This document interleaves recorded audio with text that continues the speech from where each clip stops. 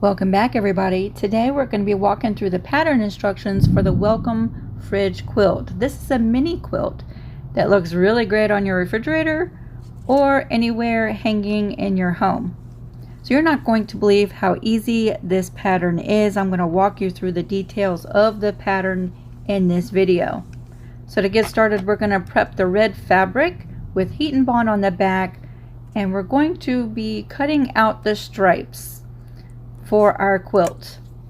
So I have fused the heat and bond light to the back side, and now I'll be cutting the 3 stripes for the top of this quilt. We are not doing any sewing to complete the construction of this mini quilt top. Can you believe it? I'm going to walk you through how easy and fast this project is. So you'll just check the pattern for the measurements. Very easy cuts. You're cutting 3 stripes. Once we are done with that, we're going to go ahead and prep our applique. So you can trace these templates included in the pattern with your heat and bond, steam a seam, whichever fusible you like. Or you can use the provided SVGs that come with this pattern and use your cutting machine. So today I'm going to be using my new ScannCut. I've only gotten to use it a couple of times, so I'm super excited to get back to using it and learning this machine. So I have fused some heat and bond light to the white fabric for the stars. And you'll notice I left the paper on the back of the fabric when loading that onto my mat.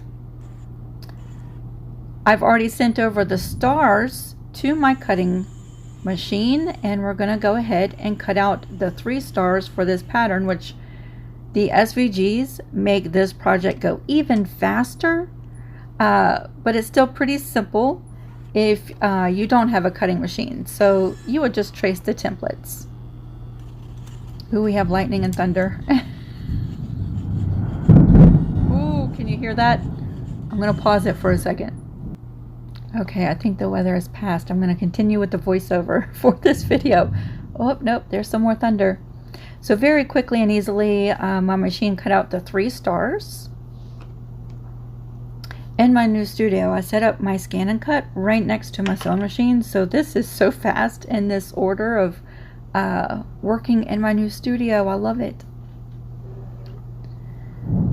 So for the word welcome, I've decided to speed up this project even faster, and I've loaded some black heat transfer vinyl onto my mat. And then I've sent over just the word welcome to my machine from Canvas Workspace. So I'm going to go ahead and scan my mat, and I'm going to bring you in closer so you can see what I'm doing.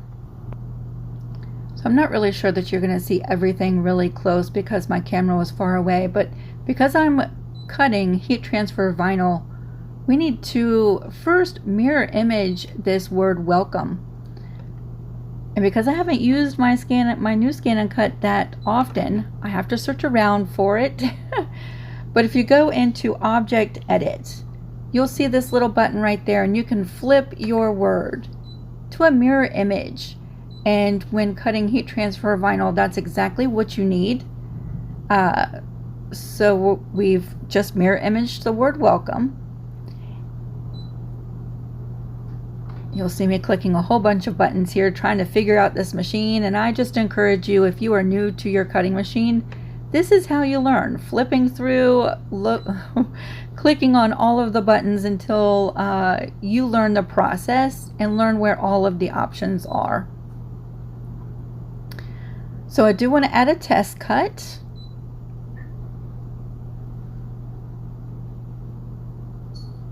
So I just added my test cut, and I noticed that the half cut is off. So we're going to go back, and I'm going to click on the settings button, and I'm going to scroll down until I see half cut, and we're going to turn that on because heat transfer vinyl has a layer of vinyl and it has a carrier sheet. And the half cut allows you to cut the vinyl but not the carrier sheet. So once I clicked around all those different settings, I'm ready to go ahead and cut out my word. I need to bring in my light because this black vinyl, it is so hard to see the cut lines. So I'm going to test to make sure that my test cut worked before cutting out my word. And had it not cut out the test cut all the way, I could go back before cutting out the word and make some adjustments. But everything worked good the first time, and we are cutting out this word. Now, if you don't have a cutting machine and you do not want to cut these letters out with fabric and sew them down, you could use Heat and Bond in the red package. Then you're just tracing and cutting and fusing. You don't have to sew the words down. Or you could try fabric markers as well. If you have a friend with a cutting machine, maybe you could trade services and you could do them a favor in some other way, and they could cut this word out for you. I like to barter with my crafty friends, and we help each other out when we can. So now I'm just weeding out the extra heat transfer vinyl around my word, and I think it's a lot easier if I just move right over here and I just have the centers of the letters to cut out. Wow, we are having one heck of a thunderstorm coming through.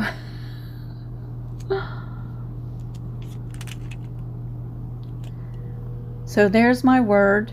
Now look how fast the top of this mug rug comes together. I'm going to bring over my batting already cut to the measurements and my white fabric for the body of the top, and I'm going to add some Elmer's glue stick to the back of that fabric, and I'm just lining the white fabric up with the bottom of the batting, and then the blue fabric pre-cut to the measurements right above the white fabric.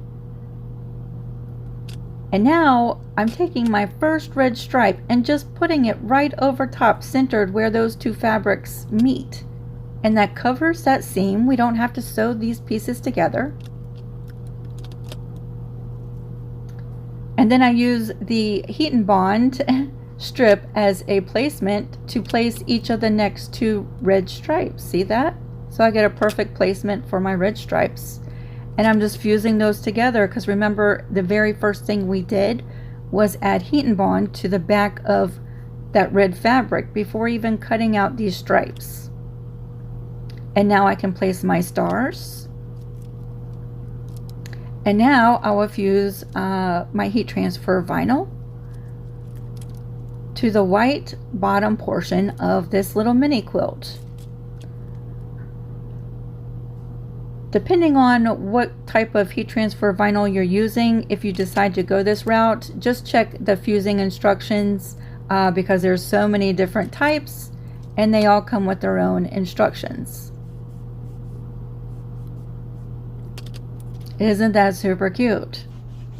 So at this point, we just have the batting on the back. You could go ahead and stitch down your stripes and stars and your letters if you used fabric.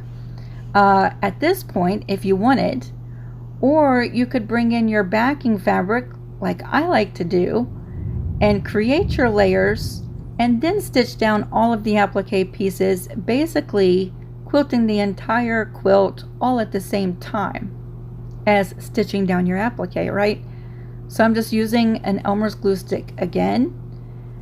The backing measurements provide an extra inch all the way around if you want to do a quick and easy self-binding with this project. And I'm just drying that glue real quick with my iron. And now we're going to sew down all of the stripes and the stars. And you can use any stitch you want to in your sewing machine. You could even hand stitch these if you wanted to, and I'm today just using a blanket stitch. You could color match your threads so that they blend in with your fabrics, but today I kind of wanted my my applique pieces to sort of stand out, so I'm using a black thread. I'm doing a simple blanket stitch on the stars. And I'm using my knee lift, and I'm trying to get used to it, but I have a habit of reaching behind the presser foot and lifting up the presser foot when I turn. But since we've moved and I've lowered my tables, I've been able to use my knee lift, so I'm trying to get used to it. You'll see me every once in a while reach back towards the back of the machine. But if your machine came with a knee lift and you've been hesitant about trying it and you do lots of applique, it sure does help free up your hands a little bit using the knee lift. So I'm going to try really hard to get used to it.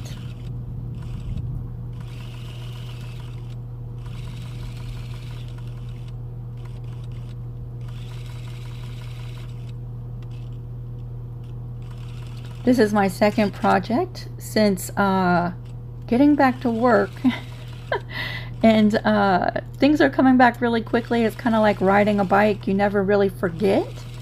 But wow, I noticed making this particular project and doing the applique with this that I am out of practice. The good news is it really only takes one or two of these smaller projects to get back into the swing of things and to have it not all feel like it's so so different, right? So for my stripes, I decided to do just a zigzag stitch. So I'm going to bring over a scrap and just test out the settings for a zigzag stitch that I like. I don't want it really close together, my stitches. So I just play with the adjustments until I get a looser zigzag stitch. And then I'm sewing down both sides of each of the 3 red stripes. That's going to permanently secure those in place, right? So we've had no piecing with the making of this project. Isn't that crazy?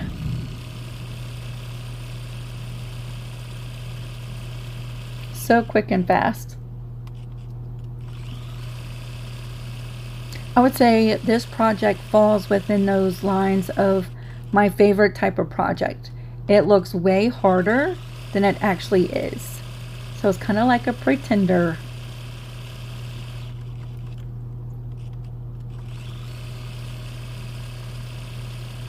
So I've used heat transfer vinyl for my welcome, so I don't have to sew that down. I could quilt in that area if I wanted to, but I'm just going to leave it blank. If you have used fabric with some type of fusible that needs to be sewn down, you of course would come in and quilt that in. I do think because the letters are so small and thin that a free motion stitch would probably be the easiest way to stitch that down. So yeah. Now I've decided to cut the extra backing off and I'm adding a traditional separate binding, same blue fabric that I've used in the top. So I'm just going to walk you through adding the binding to this quilt. It really isn't a binding tutorial per se, but I'll just bring you along because I haven't spent much time with you in the last couple of months, and you can watch me put this binding on. I do have several videos, y'all, of me adding binding to quilts and projects early on in my YouTube making. I did do fuller videos showing how to make binding and how to add binding to your quilts.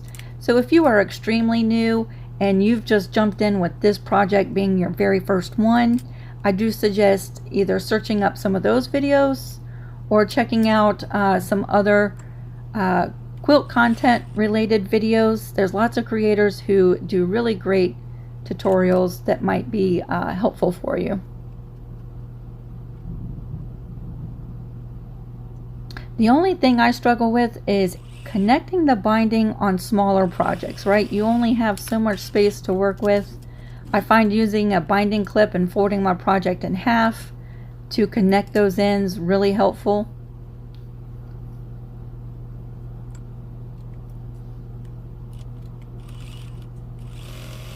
Now I would tell you, this quilt is perfect for your refrigerator, right?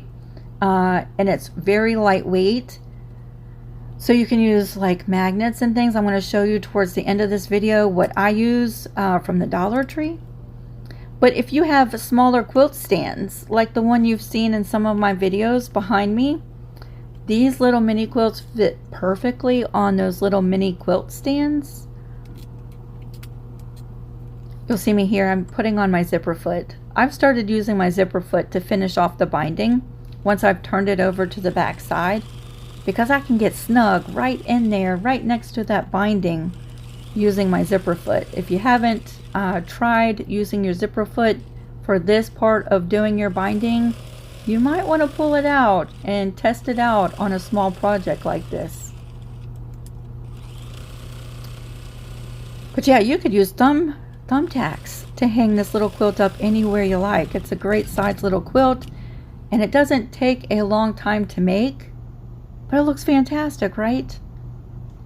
So you'll see my little quilt is quilted just by stitching down the applique on the front, and that's all I did as far as the quilting goes. So let me show you my refrigerator, because it fits perfectly right in this space right here. And from the Dollar Tree, you can buy a package of these. I think you get like 2 or 3 of them in a package. They're little clips that have a magnet on the back. And that magnet and clip is strong enough to hold it right to your refrigerator. Of course, I hung it up sideways and it's tilted. But isn't that so cute?